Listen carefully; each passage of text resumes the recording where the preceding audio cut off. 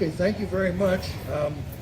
We are the award-winning Blackhawk Pipes and Drums of the Quad Cities, and I say that because the last 2 years at the annual St. Patrick's Day Parade in the Quad Cities, we received the award of Best Non-Scottish Unit in the parade. Or, non-Irish, excuse me, that makes a little more sense. We started off with a set of marches, Scouting the Brave, Roundtree, Wings, Rustic, Bridge. We'll play a few tunes, then I'll introduce the band members and give you a little more history on the group. So next we're going to play a tune we just learned about a year ago. We enjoy it. It's called The Bomb. I really can't tell you much about its origin, but I hope you'll enjoy it.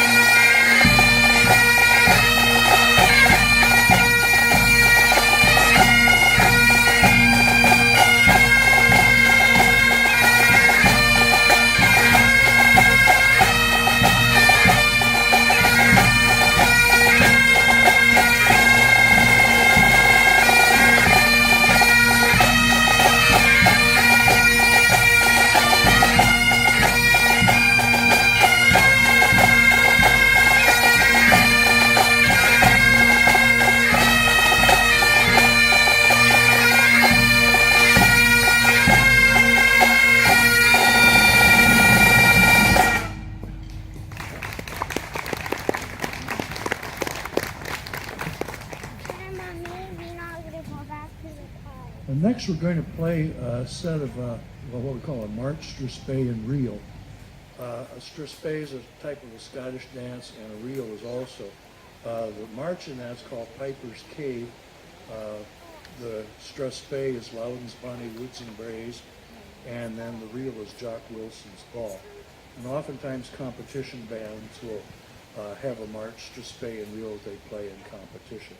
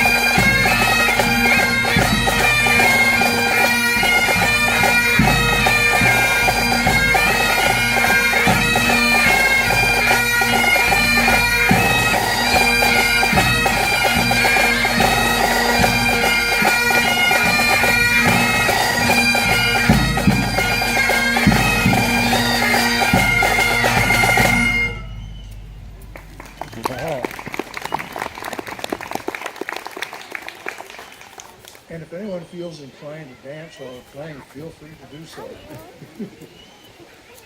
I'll give you a quick introduction of our band members. I'm going to start a little different order here because it's actually our bass drummer, Sarah Grabowski, that keeps the whole group together. At least she tries her best. And then the two ladies there that are spinning their mallets, we have Kathy Showers and then Karen Stancliffe. And then back in the drum line, we have, go ahead and give her a round of applause. Thank you, Mother. And then we have Tim Wells, Brian Short, Jill Chatfield, Harrison Phyllis, and then Abby Showers. And then working the other side of the band with pipers, we have Derek Grant, Alex Showers, Glenn Chatfield, Roger Stancliffe, and in the pipe sergeant spot, Sue Stalder. And then on the back here, I've already had an introduction, but we got Beth Stone, Bill Lee, Carrie, our token Irishman Sullivan. And then we have Steve Showers, and then our pipe major, Peggy. And you notice that we have several people with the same last name, like the Stancliffs, the Lees, and of course, you notice there were several Showers scattered around the band, so we have scattered Showers. We were formed back in the year 2000. Peggy, Bill, and myself had previously played with the band in Central Illinois, and Bill and Peggy had a number of students in the Quad Cities and decided it was enough to start up a band. Initially, we were sponsored by the Scottish American Society. We're still affiliated with them. We do a number of parades and appearances during the year. We're a performance band, not really a competition band. The difference is if you're a competition band, you go to competitions about every weekend and you only play about 4 or 5 tunes. And as we go through our program, you'll see that we play a lot more. We do have a couple of band alumni here today. Down in the front row, one of our former side drummers, Debbie Ledbetter, and then retired piper Frank Davison. I saw Frank over there in the corner. Even though they're retired, they're still band members and always will be. And I hope I don't embarrass her too much here, but whenever the band's in Kewanee or near Kewanee, we've got Rita Ellsworth that's over in the corner here. Go ahead, you can wave to us, Rita. She's a little bashful. She's a fine Scots lady. She's originally, I believe, from Paisley, but a devoted follower of the pipe band, so it's good to have her with us today. During the program here, we will talk a little bit about our instruments and then the uniforms that we're wearing today. But we'll go ahead and play a few more tunes first. The next is a set of 2/4 marches, Greenwood Side, followed by Barren Rocks of Aden.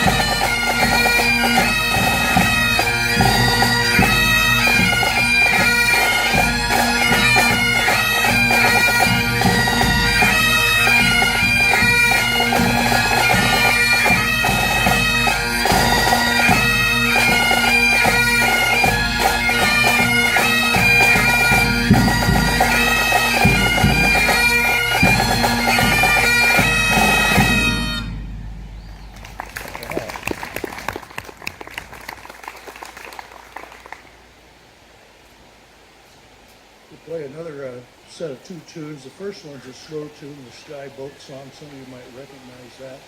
And then we'll follow it with a quick march called Mari's Wedding.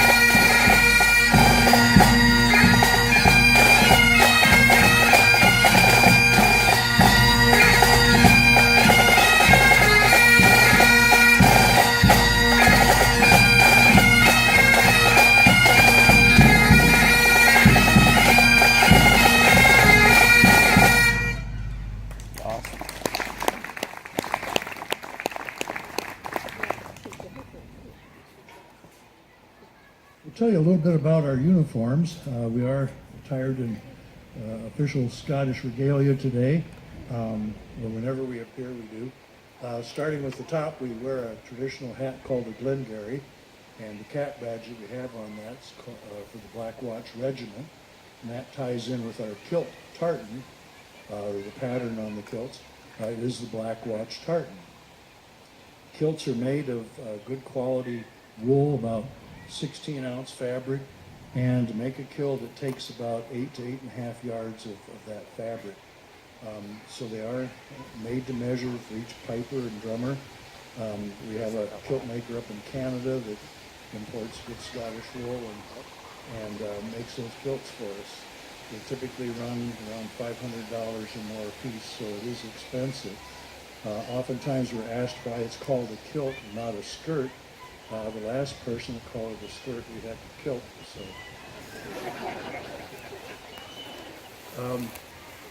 we're also asked too, how do you properly take care of them? Well, I was told that they probably need 2 dry cleanings. First when you're married in your kilt, and the second when you're buried, but true Scots question the necessity of the second cleaning. In front of us we have a little leather pouch called a sporn. The kilt has no pockets. So that's where we can keep car keys and MasterCard and whatever else we need. And then we wear the heavy hose there and the flashes that help the hose stay up. In the wintertime, if we're playing indoors for special events, we wear our dress shirts, and then we have some nice vests that we wear, so we look a little more formal. But after years of wearing kind of hot summer wear, Bill, Peggy, and myself came to the decision that a mesh shirt is very comfortable when you're out in the weather. Of course, today's just a beautiful day. So we'll play a couple more tunes, and then we'll talk about some of the other things about the instruments that we're playing. Next, we're going to play a set of marches here, Pibroch O'Donnell Do, and then Corker's Farewell.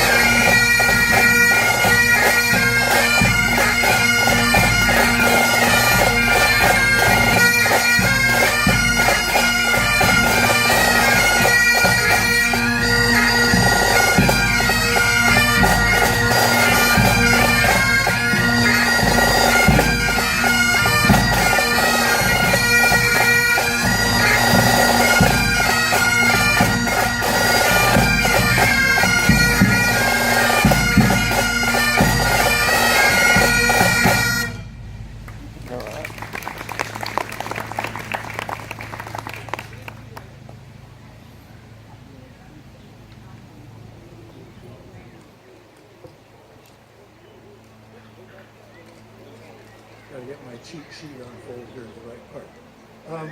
Next one really needs no introduction. I'm sure you're all familiar with Amazing Grace, and so oftentimes when you're performing, we always are asked, play Amazing Grace.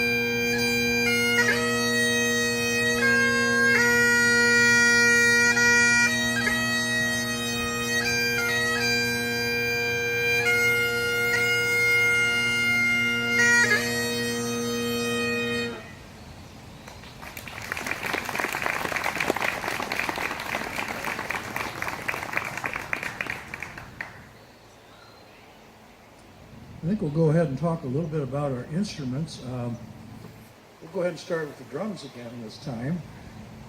They have the idea that they're the most important part of the band for some reason. They do, they keep us in beat.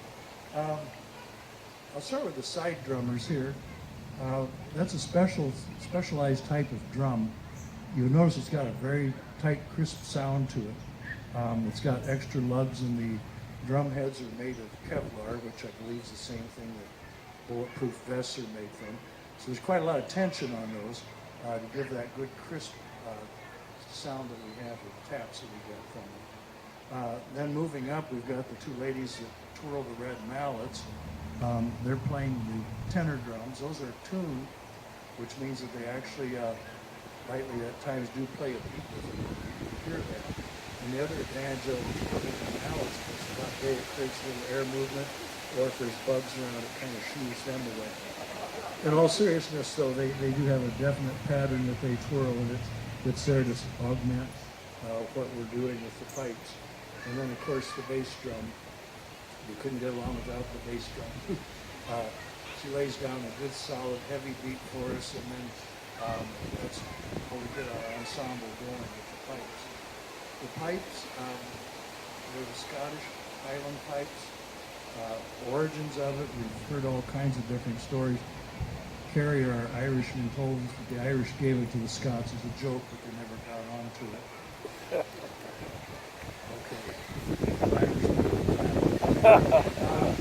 Good pipes are made in Scotland, African blackwood. The different decorations on it really doesn't affect how they sound. It just depends if you want to spend extra money for engraving and that. But the three pipes on our shoulders are called the drone pipes. The long one's the bass drone. That plays, well, all three of them actually play the note A. The pipes are tuned roughly in the treble clef A, the low G through A.